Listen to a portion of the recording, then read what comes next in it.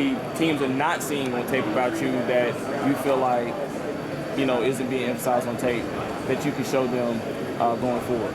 I think my IQ, a lot of the times, it's just like I'm just happening in the right spot, but it's a lot of meaning and depth behind where I'm at. I'm pretty much always in the right spot at the right time. And I feel like my IQ is a big reason for that. Appreciate it. What does it say about the development at your program that there's a bunch of your guys here this week?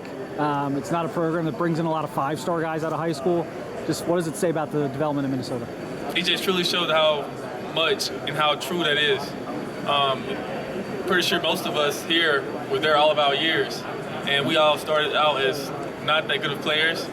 I know I wasn't that big of a recruit. I'm pretty sure Cody wasn't, and we all developed into some pretty good players, and it just shows the culture we have and the dedication we have at the University of Minnesota. What's it like playing for Coach Fleck? It's great. I mean, he really creates a brotherhood. In this day and age with NIL and the portal, it's really hard to have a team that's all in for each other, and the culture just creates that. How would you describe your play style? I feel like I'm very versatile, very physical.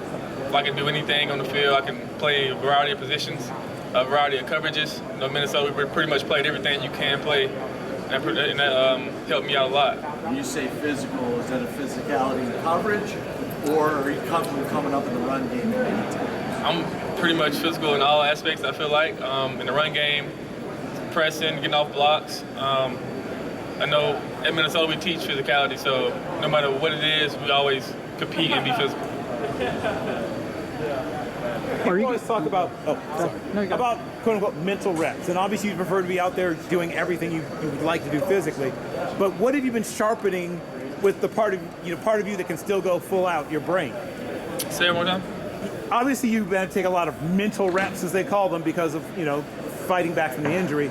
What are the things you're doing right now to sharpen your brain, getting ready for the things you're going to have to do in terms of multiple coverages and things like that? Well, one thing I'm doing now, like every night in my room, I'm drawing up coverages that we played in Minnesota just in case any team wants to know what we did. Every night I'm still sharpening my details on that. And even back at Minnesota, one thing we did with mental reps where we would stand behind the defense and you would get in your stance, take the right steps as a guy that was actually in the practice or in the game doing, and it really helps you out a lot. As a communicator, what are the things that will help you if you're ever asked to be the guy that gets guys aligned back there? One more time, sorry. As a communicator, if you're asked to be the guy that gets guys aligned in the back end, what are the things that will help you to do that? I think preparation is the biggest thing. I come from Minnesota, we prepare a lot. We prepare every week like we're playing the best team in the country. And when you go on the field prepared, you're able to communicate anything you need to communicate. Who helped you to, Who helped you to unlock that? The film study, the student of the game part of your game? I really think Coach Monroe, because he came in right before my junior year, and he really brought that aspect to my game, more of like the mental side of it, like knowing what to call, when to call, and not just knowing what I'm doing for myself, but helping other guys get the line and getting the right coverage there too. Thank you. I'm just curious, are there guys you watch in the NFL or guys you like to take certain parts from and kind of apply them to what you do? So there's really two guys. One guy's Trent McDuffie. He's a guy that's very versatile. He plays inside, outside. Very good in man coverage, very good in zone coverage. And another guy is Kenny Moore. He played the Colts. He's a smaller guy, but he plays a lot bigger than he actually is. And he plays in the box a lot, but he's really a nickel that really shines and I look up to.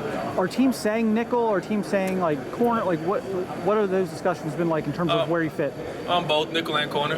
A lot of teams see me as a guy that can play both of them. And that's why I feel like my value really is where I can play inside and outside. Watching the Super Bowl and watching a nickel be one of the big impact players in that game, what was that like for you?